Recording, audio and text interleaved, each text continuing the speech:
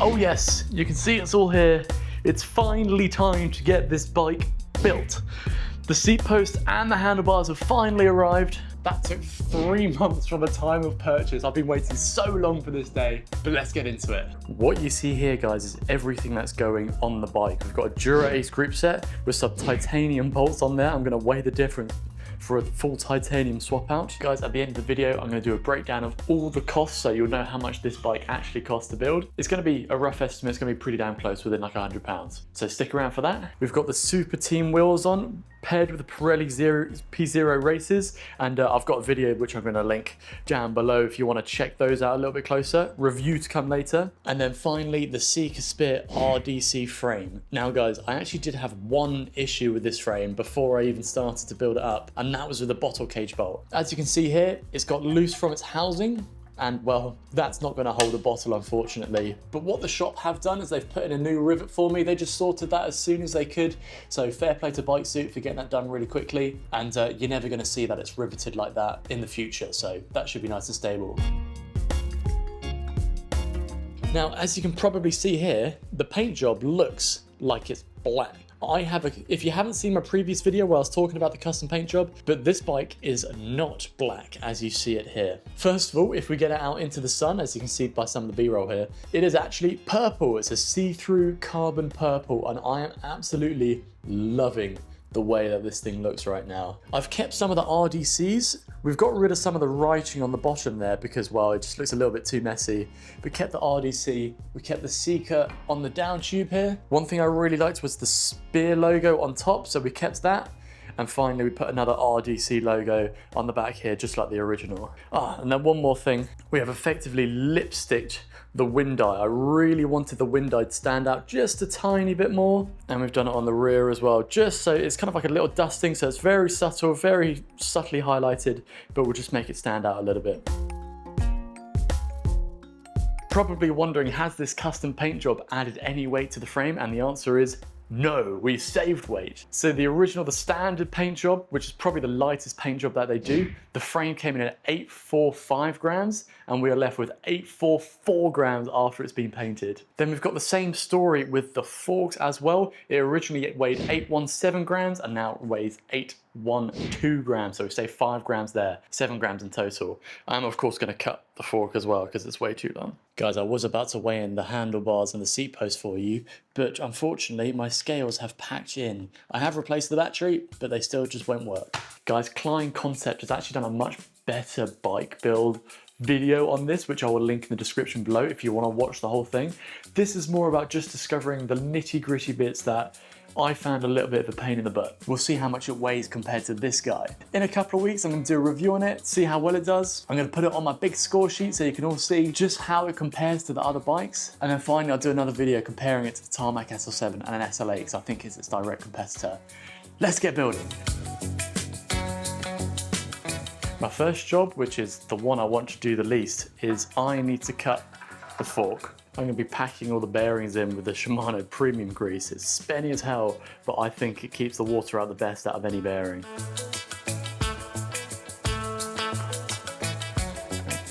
Spacer goes in.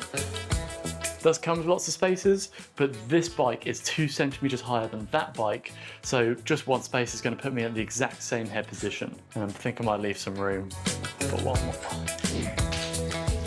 I've never cut a stem before, so this is the scariest thing at the moment for me right now. Safety on.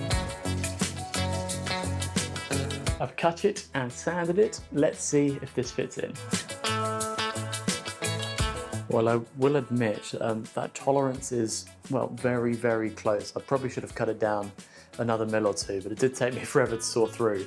And it seems that there is just about enough space there, so if it's bad in a moment, I'll recut it, but I think I'll be okay for now. The rear brake cable is in, and it does come with a nice piece of foam in the box, so you won't get the rattling in your tube. That's nice. I didn't even need cable routing through the front. I just shoved it straight through. It does say to tape it down in the book, so I have done so. Well guys, getting this on is a total nightmare. I've been here for about 30 minutes now. I've got the rear brake cable through, but I still haven't got the front brake cable through, and it is so tight, this angle underneath here, that it just struggles to get through. And I think with space already taken up by the rear brake cable, this front one does not want to go through. I'm going to keep going at it, but God, it's a pain in the arse with these handlebars. Well guys, I won't lie to you, I've thread like 7 one-piece bar and stems in my life, and this one was the most annoying. The left-hand side from the rider's position was actually okay. It was this right-hand side. Once you have one cable in, it was just a nightmare to get through.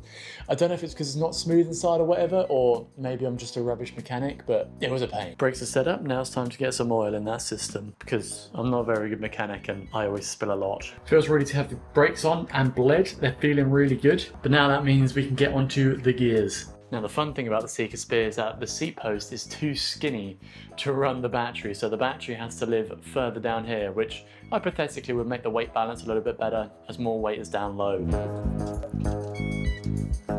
They do come with this rubber bung kit, so you see the slightly more oval one goes on the front here, and then the slightly more circular one is going to go into the back hole there.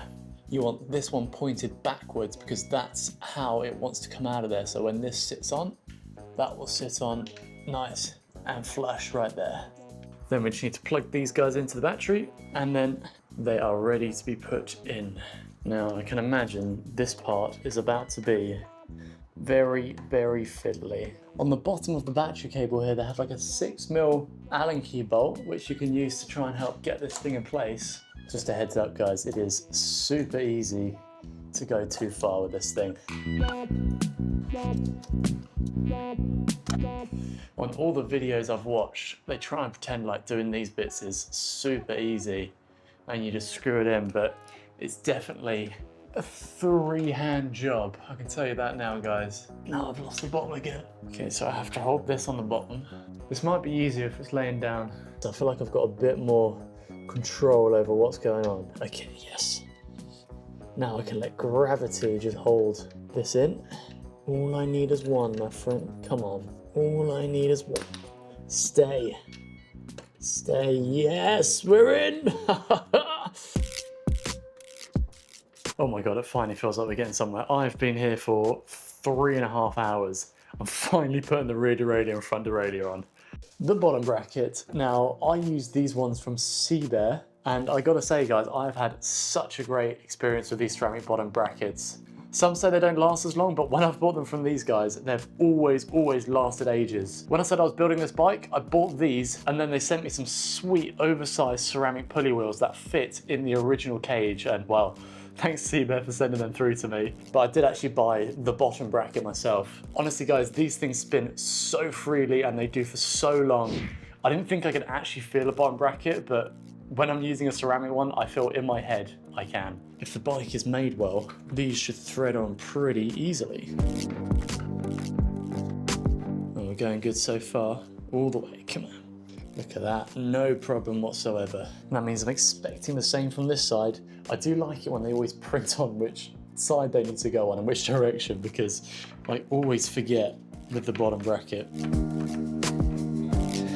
Smooth, nice, perfect.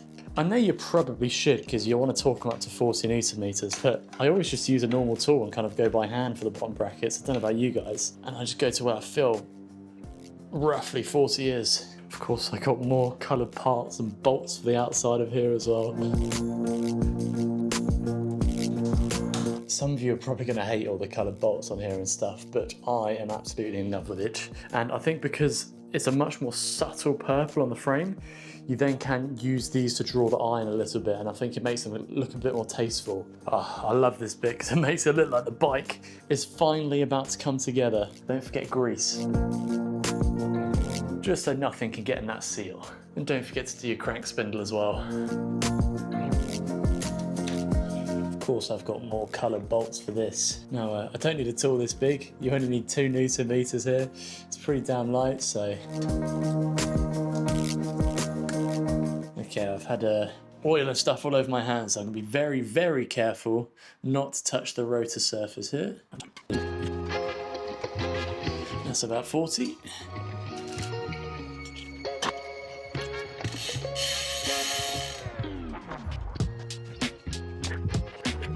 If you've been watching this channel for a while, you know it has to be a wax chain, and I added on 2 extra links when sizing up just because of the oversized pulley wheel. I'm practically done.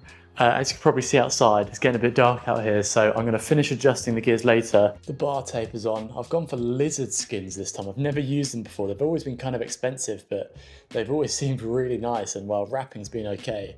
And of course, some cycling unboxed 3D printed bar end plugs to go in, of course purple. I'm filming this at a later date, obviously, but there is one more thing that I think is really important to mention on this bike that is annoying. The mounting bolts for the stem, this one here, is quite literally made of cheese. So I got my torque wrench out, started torquing the bolts up, set it to 3 Newton meters, and they rounded out before I hit 3 Newton meters. Happened on the first one, and I thought, okay, maybe I just didn't seat it properly. Happened on the second one. Okay, the bolts suck. For the 2 bolts on the bottom there, one of them came out, I managed to use the latex glove trick where you just wrap the bottom of that around there and you unscrew it. But the other one, Mr. Number 2 here, you can see I've replaced it with some different bolts. Brand new bike, and I'm drilling out random bolts. Because it was just so rounded off, I just wanted to get rid of it and get some new ones in there. So yeah, something to know when you buy this bike. They could do with better stem mount bolts. One thing that is extremely annoying on the seat post, it's only a small thing, it's not like a fiddly one set up, but the bottom size here is a 5mm hex, and then the other one on top is a 4mm hex. Why didn't you just make them the same size? It's a small thing, but when you're making minor adjustments to your tilt, now you just have to be holding 2 Allen keys rather than just 1.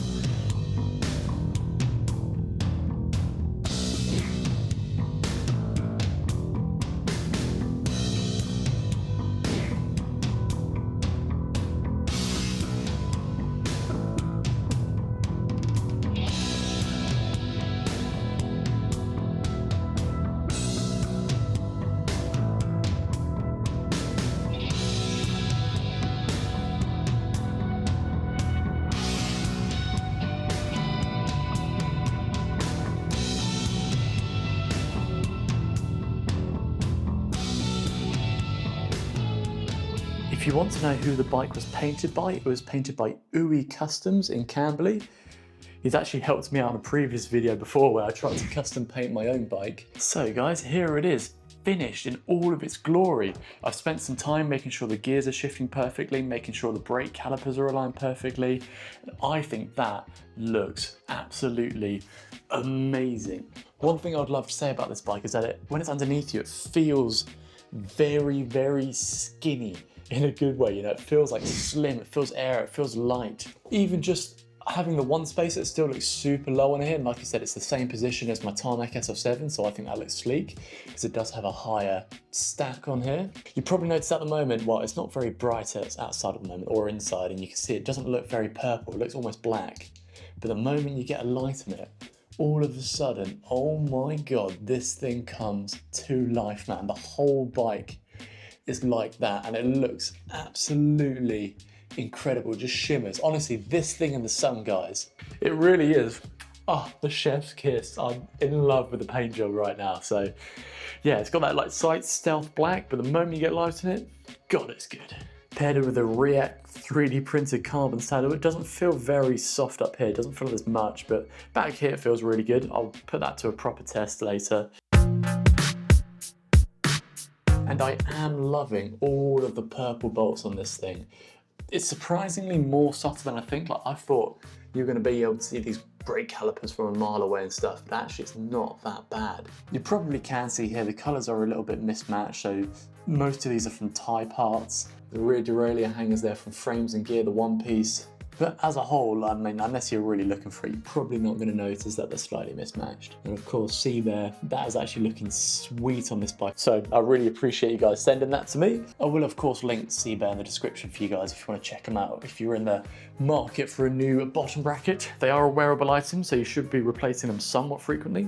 As part of the titanium parts, I also went for a titanium 160 rotor adapter on there, and I think that looks absolutely awesome. Once again, like, you can't see it that much, It's just when you come up and look close, but you go from far away and all of a sudden it's not obvious, it's not garish. It's smaller details like this that I love customizing on bikes. All of the titanium bolts on here, guys, well, they saved 40 grams. So it's obviously nothing basically, but I'm not really bothered about the weight saving. I bought them all for the colors. Cutting the stem saved a further 12 grams, so we've got like a 52 gram saving, it's nothing. And then the custom bar end plugs here, that was like a further 11 grams because, well, I'm always going to put my own one on there. Once again, more bothered by the way that they look more than anything else. And well, I love these because I made them myself. We absolutely have to weigh this thing in. I've got the Park tool scales here. I don't think they're the most accurate scales in the world, but they're going to be more than close enough. Guys, this is everything on here. Stem, bottle cages, power meter pedals, full tire setup. This is an actual riding weight. We've got there 7.2 kilos all in. Just a tiny bit more chat on weight here, guys. First of all, I'm going to talk about some future upgrades I'm going to do in a moment that will save like a further like 330 estimated grams. I'll talk about them in a moment. But this bike is an extra large. It's effectively a size 58 equivalent. It really annoys me when people do these like ultra light bike builds and they have like a size 48 frame. They've got carbon bottle cages that don't work. They've got a seat post that is like a slither of carbon that weighs up 50 grams that you're never actually going to ride on. They've got tires that are like track tires that will puncture the first time it even sees a stone. These are just normal 30mm tubeless tires from Pirelli. And other thing that they do is they run like 145mm cranks. These are 175s because that's the size that actually fits me. I don't like going smaller. But yeah, everything that you see on here is just a normal bike and it's coming at 7.2, so buzzing with that. Okay guys, I want to do an ultra quick rundown of the cost just so you know roughly how much bike you're getting for the money. So the two things that I already have are the Favero power meter pedals that just went straight on here, and I've already got the Super Team wheels. But the bike came in at £2,600 and that includes a custom seat post and a custom handlebar to the size that you wanted. The paint job on top of that was a further £950. Of course, you don't have to do that, that's a big saving right there. The group set was £2,150 for Dura-Ace. Now, of course, once again, you can go to Ultegra and spend like £1,150. So there's nearly £2,000 that you could save right there on top of my build. All the titanium parts was £160. So for a bit of color bling bling, I think that's an okay price. To save, if you're doing it to save 40 grams that this saved, definitely not worth it. Bar tape, 30 quid, tires, £160, £80 per tire. The saddle was only £40 from AliExpress. And that brings me on to a total cost for me, £5,900. So nearest enough makes no difference, £6,000 for this bike.